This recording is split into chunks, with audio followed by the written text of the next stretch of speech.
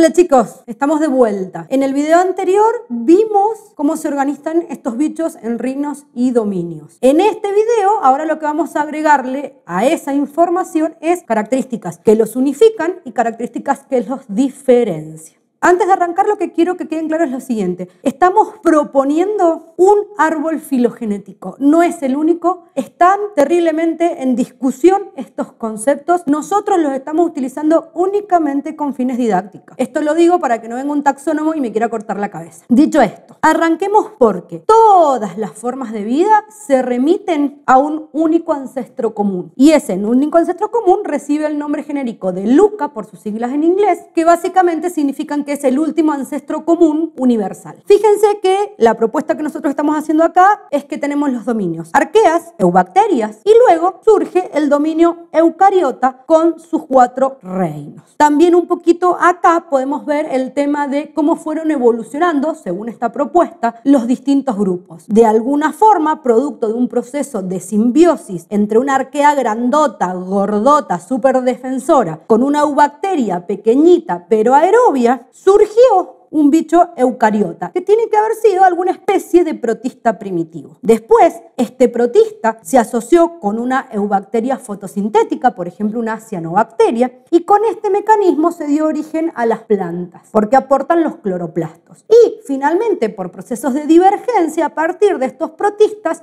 van a dar luego origen a animales y a hongos. Empecemos a analizar las características que tienen todos estos bichos. Sabemos que todas las células comparten 3 elementos en común y básicamente es una membrana, un citosol o citoplasma y algún tipo de material genético. Entonces empecemos justamente por estas cosas. Vamos con las membranas celulares. Todas las membranas de los seres vivos son de naturaleza lipídica. En el caso de las eubacterias está formado por fosfolípidos que configuran una bicapa, es decir, que la membrana celular consta de 2 capas de fosfolípidos. Y una de las características de estos fosfolípidos es que en el caso de los lípidos, la unión entre el ácido graso y el glicerol es de tipo éster. En el caso de las arqueas, no necesariamente tienen que ser fosfolípidos, son alguna variedad de lípido, en algunos casos son fosfolípidos. Y otra diferencia es que si bien pueden aparecer bicapas, en algunas situaciones también pueden disponerse formando una única capa, una monocapa. Y otra diferencia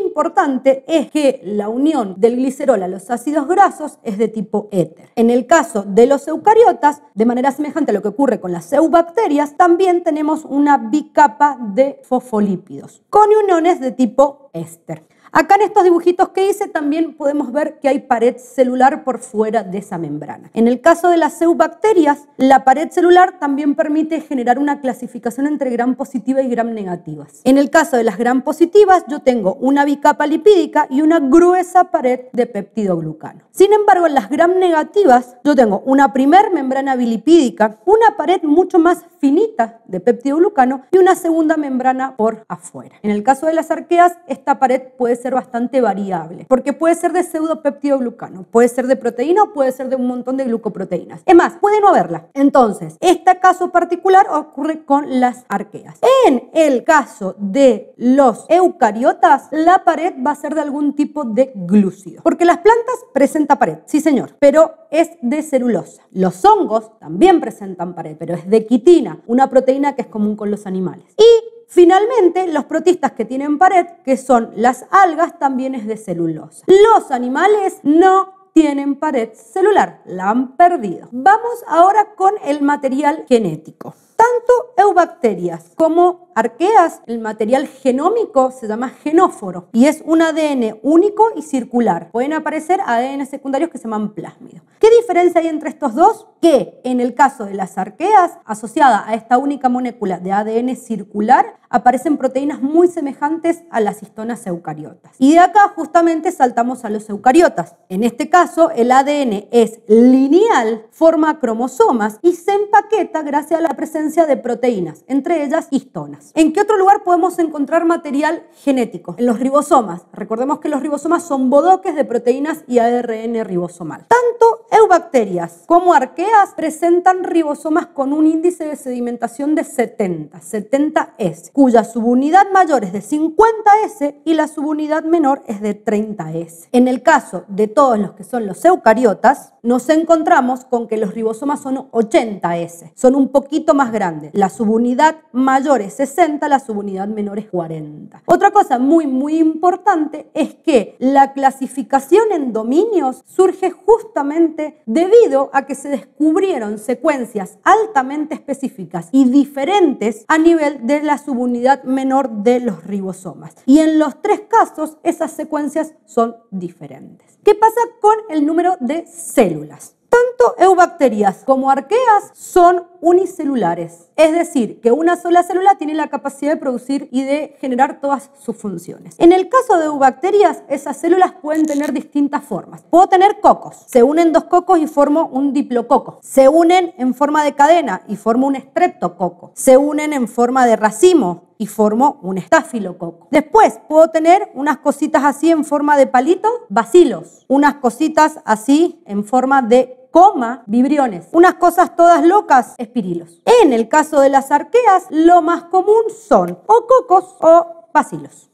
Estos son unicelulares. Tenemos nuestra simbiosis, generamos nuestro organismo eucariota. La mayoría de los protistas unicelulares también, pero acá aparece un problema. Esta célula ya es una célula que tiene un montón de elementos adentro, ya no es solo citoplasma con ribosomas y un poco de material genético como acá, sino que acá yo tengo un montón de organelas, tengo retículo, tengo Golgi, tengo mitocondrias que salieron de acá, tengo cloroplastos. Eso significa que aumentó un montón la complejidad. Como aumentó un montón la complejidad, la célula tiene que empezar a aumentar su tamaño. ¿Por qué? Porque la forma de mantener esa complejidad es entrando y sacando cosas hacia adentro y hacia afuera de la célula. ¿Y cuál es el límite de la célula? La membrana. ¿Cuál es el problema de esto? Que en la medida en que la célula se va haciendo más grande, la relación superficie de la membrana con el volumen celular disminuye. O sea que la célula se vuelve más ineficiente, tiene menos superficie de intercambio. Eso le impone un límite, ya no puede crecer hasta el infinito en tamaño. ¿Cómo lo solucionan? Aparecen más células que empiezan a diferenciarse funcionalmente. En el caso de los protistas, son unicelulares. Empieza a aparecer cierto conglomerado, ciertas colonias de células, pero en ningún caso alcanzan a formar tejidos. En el caso de plantas, hongos y animales, aparece declarada la multicelularidad, con desarrollo de tejidos diferenciados, formados por células diferentes que cumplen diferentes funciones. Después de esto, seguimos complicándonos, aparecen órganos, sistemas de órganos, bla, bla. Una cosa que me es muy importante señalar acá es que en el caso de los hongos permanecen un grupo de individuos unicelulares y son las levaduras. Vamos ahora con la nutrición y esto es un lío. Empecemos por arqueas y eubacterias. Básicamente le entran a todo. Utilizan la luz, utilizan energía química por reacciones redox como fuente de energía. Utilizan materia orgánica o materia inorgánica como dadora de carbono. O sea, que los hay fotolitrótrofos, fotoorganótrofos, quimiolitótrofos y quimioorganótrofos. ¿Qué es lo que ocurre? Vamos a ver un poquito de evolución. El ambiente primigenio de la Tierra era altamente reductor, no había oxígeno en la atmósfera y hacía un calor terrible. Ahí surgen una serie de bicharracos. En estas condiciones extremas, el primer punto es que da lugar a que aparezcan estas bichitas, estas arqueas, que son justamente extermófilas. ¿Qué quiere decir? Que viven cómodamente en ambientes muy extremos. Entonces, tenemos arqueas termófilas que aguantan temperaturas muy grandes y tenemos arqueas halófitas, es decir, que viven en condiciones de alta salinidad. Más allá de esto, lo que ocurre es que los primeros bichos tienen que haber sido anaerobios, porque no había oxígeno atmosférico. Después, lo que ocurre es que dentro de un grupo de eubacterias, las cianobacterias empiezan a ser fotosintéticas. Con eso pasan varias cosas, porque al ser fotosintéticas, lo primero que ocurre es que empieza a liberarse oxígeno a la atmósfera. Y por otro lado, la segunda consecuencia es que empieza a disminuir la cantidad de dióxido de carbono. ¿Por qué es importante esto? Porque al haber menos dióxido de carbono, disminuye el efecto invernadero y por lo tanto se enfría un montón la corteza terrestre, permitiendo que aparezca luego toda la diversidad que hoy conocemos. Con el aumento de oxígeno atmosférico, yo puedo ser un heterótrofo bien piolita. ¿Por qué? Porque no solo puedo consumir el alimento, sino que encima soy un heterótrofo aerobio. Ahora puedo empezar a respirar oxígeno, utilizarlo para oxidar compuestos. Entonces, ¿con qué nos quedamos? Con que teníamos bichos heterótrofos y bichos autótrofos. Tenemos células anaerobias y células aerobias. Esa diversidad de formas de nutrición las encontramos en los procariotas. En los eucariotas nos restringimos porque en la gran mayoría de los casos los eucariotas son aerobios. Necesitan oxígeno para poder quemar y oxidar sus compuestos. Para esta forma obtener energía. Pueden aparecer en determinados contextos organismos que funcionen bajo condiciones anaerobias. Por ejemplo, en algunos casos de las levaduras. En el caso de las plantas, aerobias y fotosintéticas. En el caso de los animales, heterótrofos, sobre todo fagótrofos, que quiere decir que tienen que realizar una ingestión del alimento. En el caso de los hongos también son heterótrofos, pero la pared celular externa tan rígida de quitina evitan que puedan fagocitar nada. Por lo tanto, lo que ocurre es que son heterótrofos, pero absorben. Lo que hacen es liberar enzimas digestivas al medio externo, digerir externamente el alimento y luego absorberlo. Para terminar con el tema de la nutrición, en el caso de los eucariotas, quiero que veamos cómo almacenan la energía que les sobra. Entonces, en el caso de las plantas, almacenan la energía en forma de almidón. En el caso de los hongos y de los animales, el almacenamiento se realiza en forma de glucógeno.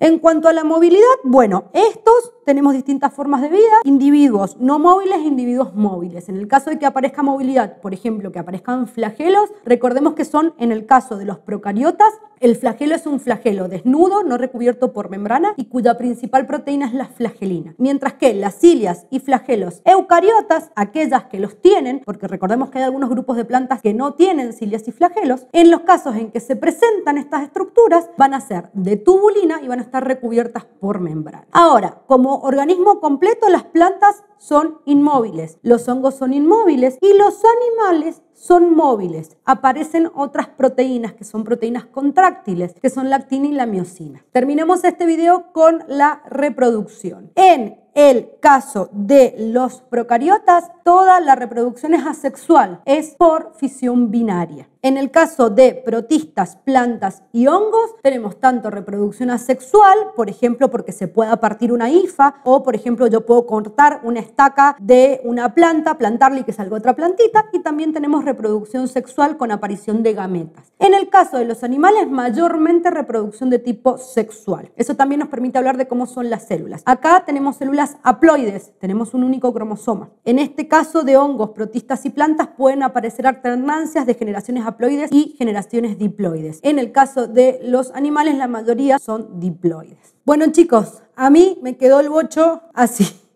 Espero que les haya servido de algo. Nos estamos viendo.